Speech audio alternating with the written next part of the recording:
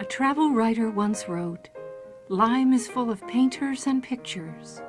You find painters in force when the laurel is in bloom, or when the trees are not too green, and the place to find many of them is at Miss Florence's."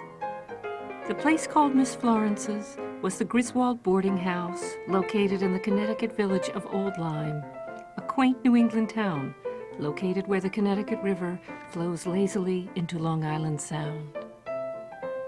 Often called a mansion or the Holy House, Miss Florence's was a grand house completed by 1817 and painted yellow with green shutters. The facade of the house is most impressive, with 4 tall white columns capped with ornate capitals, a massive pediment, and a fancy fan-shaped window. The big house looked like a Greek temple, half hidden among the elm trees along a quiet Connecticut lane. The Griswold family moved into the house in the 1840s. They used it as a day school for young ladies in the 1880s, but it became famous later for housing the painters of the Lyme Art Colony. The story of the Lyme Art Colony began in 1899 when a successful artist from New York City named Henry Ward Ranger visited Old Lyme and met Miss Florence Griswold. Ranger was looking for a town to establish an American art colony, a place where painters could live and work near one another, giving good-natured criticism and advice and learning from each other. He had been to Europe, where art colonies were common, or, as one artist put it, as thick as blackberries, and he wanted to start one in America. From his worldly experience, Ranger knew what was required. To be successful, an art colony had to be easy to get to, have a comfortable place to stay, be near interesting subject matter, have an inspired leader and like-minded followers, and offer a place to show and sell the finished paintings. The landscape around Old Lyme was perfectly suited to Ranger's interests, and it was easily reachable by trains from New York. But to begin his colony, Ranger needed a place where he and the other artists could stay. A friend of his recommended Miss Florence's boarding house. Florence Ann Griswold was born on Christmas Day in 1850. She was the youngest child of Captain Robert Griswold, a sea captain who sailed packet boats filled with parcels and people between New York and London. His career as a sea captain allowed the family the luxury of living in one of the biggest houses in town. Florence had 2 sisters and 1 brother and spent many happy years in the Griswold house. Miss Florence never married nor had children, and as time went on, she found herself almost alone in the big house.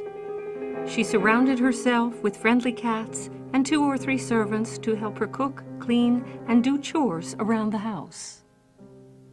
Florence decided to open her home as a boarding house, a place where guests and visitors could stay overnight and take their meals in the dining room. At the time, running a boarding house was a socially acceptable way for an unmarried woman to make a living and serve the needs of Americans who were increasingly traveling to small towns for rest and recreation. Ranger convinced Miss Florence to save rooms for his artist friends for the following year. True to his word, he returned in the summer of 1900 with a merry band of painters ready to capture the beauty of Old Lyme in paint. Although once a booming shipbuilding town, the village was quiet by the time the artists arrived. There were watery marshes with sandy beaches to the south and rocky hills and small rundown farms to the north. The overall feeling of an old-fashioned place was very attractive to the artists who wanted to paint pictures that captured a sense of the past. The old homes along the main street, the tall spire of the church, and timbered bridges spanning the slow-moving rivers caught their artistic imagination in the same way the cows, oxen, and sheep grazing on the nearby hillsides reminded them of simpler times. Paintings of these scenes were popular, especially with city people who were too busy to visit the country themselves. The artist Childe Hassam called a visit to Old Lyme an excursion into Bohemia, meaning a journey to a place where it was acceptable to break the rules of polite society.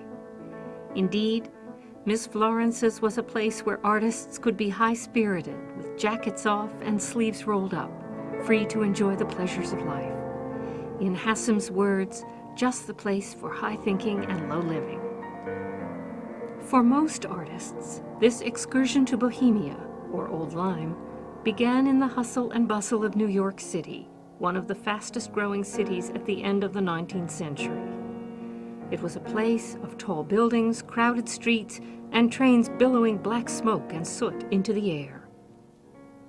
After boarding one of these trains, it took only a few hours of chugging along the Connecticut shore until the artists arrived in Old Saybrook, on the western shore of the Connecticut River. They left the train and were ferried across the river on the Colonial. Once on the Old Lyme side of the river, a wagon or horse-drawn carriage drove them through the village and up Lime Street to the Griswold boarding house, where at last they met their charming hostess, Miss Florence. What a thrill it must have been to enter the cool, shadowy center hall of the house after a long day of travel. Running the length of the house, the wide hallway was a hub of activity. Crowded with the art and antiques that Miss Florence sold to the tourists stopping by for a peek at the artists, the center hall contained the main stairway that led to the bedrooms on the second floor, and from there, a stairway to the maze of makeshift rooms in the attic. Here in the center hall, a newcomer to the house might be introduced to one of his fellow painters while nimbly stepping over scurrying cats and napping dogs. Miss Florence explained what boarders should expect during their stay, including the time of the meals, the fresh pitcher of water that would be placed in each room daily, the kerosene lanterns located at the bottom of the stairs to be used to light the way after dark, and, of course, the location of the outhouse just beyond the flower garden. All this was available for a mere $7 a week, more if they wanted to use one of the ramshackle studios converted from a barn or other farm shacks out back.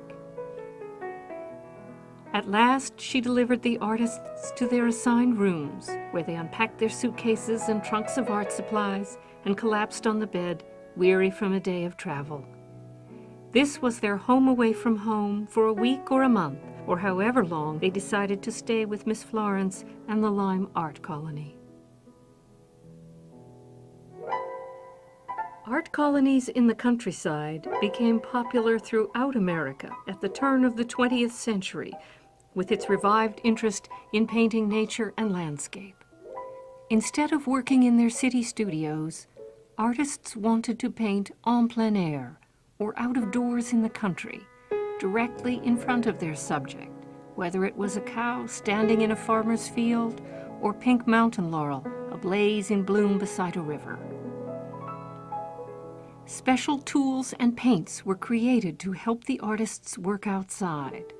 Collapsible easels, folding stools, sun umbrellas, paint boxes, and pre-made paints in squeezable tin tubes all made the job of outdoor painting easier. On a typical day, after cobbling together an informal breakfast, the painters ventured out of the boarding house with their bundles of paint and canvas in search of paintable scenery. Often they headed out to Miss Florence's garden, a tangle of vines and flowers, or down to the banks of the Lieutenant River that flowed behind the house. Not only an excellent subject for their paintings, the river was also used as a playground where the artists paddled about in canoes or one of Miss Florence's leaky rowboats, still within earshot for when Whistling Mary blew her tin horn, announcing that the midday meal was ready to be served in the dining room. One of the most remarkable ways the artists left their mark in Old Lyme was by painting directly on the doors and wall panels in the boarding house. During that first summer, Ranger painted on the door to his room a moonlit scene of the Bow Bridge crossing the Lieutenant River. A second artist completed the set of panels with a hound dog baying at the moon. Soon, painting on the doors became an art colony tradition, and when unpainted doors became scarce, the artists began painting on wooden panels on the walls of the dining room. Eventually, the 4 walls and 5 doors of the dining room were covered with 44 scenes of old Lyme, New York, Venice, Spain, and China. One exceptional panel is called the Fox Chase. Painted over the fireplace, it is nearly 9 feet long and shows many of the artists running down Lime Street toward the white-steepled church in a mock fox hunt. Being invited to paint a door or panel was the ultimate sign of acceptance as a member of the Lyme art colony. Matilda Brown, one of the few female artists accepted into the art colony's nearly all-male ranks, was privileged to paint on the door leading to Miss Florence's bedroom. There, she fashioned one of her celebrated images of calves grazing beneath a shadowy tree. Behind this set of panels was Miss Florence's bedroom, her only truly private space in the house, filled with mementos of her life before she ran the boarding house. The people who stayed in the boarding house with Miss Florence were professional artists and their spouses. These artists did not allow the art students who came to Old Lyme to stay in the boarding house. They needed to find lodging elsewhere in the village. One exception to this rule was Ellen Axon Wilson, the first wife of President Woodrow Wilson. She was studying art with a New York instructor who brought his students to Old Lyme during the summer. Woodrow Wilson, who would be elected President of the United States in 1912, stayed at Miss Florence's with his wife during the summer of 1910. He was not a painter, so the future president spent his afternoons playing golf and evenings talking with the artists of the Hot Air Club. This was the name of the group of artists who complained that it was too hot and stuffy in the dining room and decided to take their meals out to the side porch. Once there, they added to the hot air with all their flamboyant talk about the art world. Soon enough, the other boarders and a few cats joined them on the side porch where they could enjoy a cooling breeze and views of Miss Florence's flower-filled gardens. The paintings that the artists made in Old Lyme can be divided into 2 artistic styles, Tonalism and Impressionism. Ranger started the art colony with artists who painted in the Tonalist style. These artists painted nature using a limited range of colors. They thought by limiting their color palette to the lights and darks of one color, such as brown, gold, or green, they could best capture the mood of a scene. They often painted at dawn or dusk, or when the air was filled with fog or mist.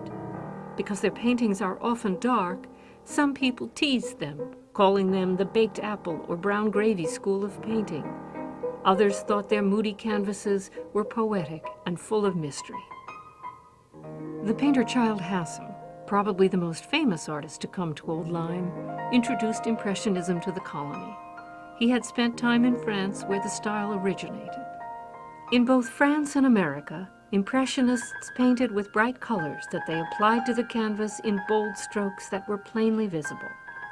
They were less interested in mood than in capturing with immediacy and verve a fresh impression of a scene. When not making paintings, the artists amused themselves with all sorts of activities. Pitching horseshoes or taking a carriage ride to the beach were popular. They organized field days with races, softball games, and competitions. When the painting day was over, and after a hearty dinner was enjoyed in the dining room, the artists moved to Miss Florence's parlor. Evenings were filled with card games, spelling bees, charades, and music. Miss Florence played the piano and often led a band of merry, music-making artists in an impromptu concert. Sadly, the elaborate golden harp her father had brought back from London sat in the corner in disrepair, stringless and silent. The artists also liked to play the wiggle game. Played with pencil and paper, one artist drew squiggly lines, or wiggles, on a piece of paper for another artist to connect into a finished drawing. Most artists came to Old Lyme between May and October, although some also visited during the winter. The artists held an art show at the end of each summer to sell their paintings. They framed their canvases and carried them down Lyme Street to the town's library for the big show. Word quickly spread, and people came from as far away as Boston and New York to see and buy the art. The shows also attracted the local farmers who had watched the artists paint their cows, oxen, and sheep. It wasn't long before the sleepy town of Old Lyme was famous and bustling because of the artist colony. By 1910, Miss Florence's boarding house had been the home away from home for many artists and had welcomed many visitors. It was beginning to look shabby. The carpets were worn and the wallpaper began to rip and curl. The artists did not want their favorite summer painting spot to fall into ruins, but they knew that Miss Florence did not have any money to fix up the house. She had just spent the funds from a second mortgage to install a bathroom with running water, a telephone, and electricity. To help Miss Florence, the artists secretly began a plan to redecorate the house as a surprise.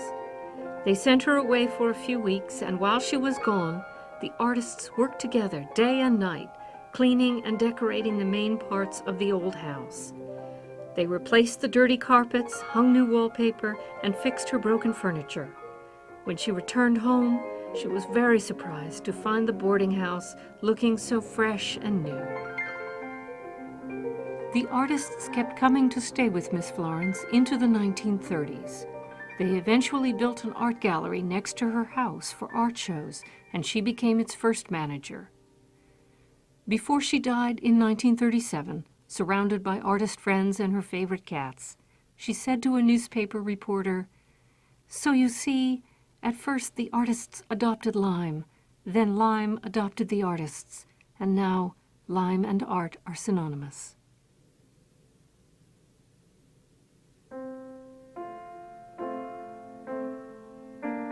Today, the Griswold boarding house is part of the Florence Griswold Museum, a museum of art and history located in Old Lyme, Connecticut.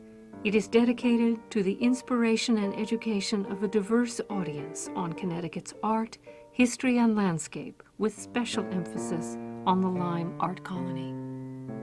Although cats and dogs are no longer allowed in the house, the rooms look just like they did nearly a century ago, when some of America's greatest artists called the boarding house home sweet home.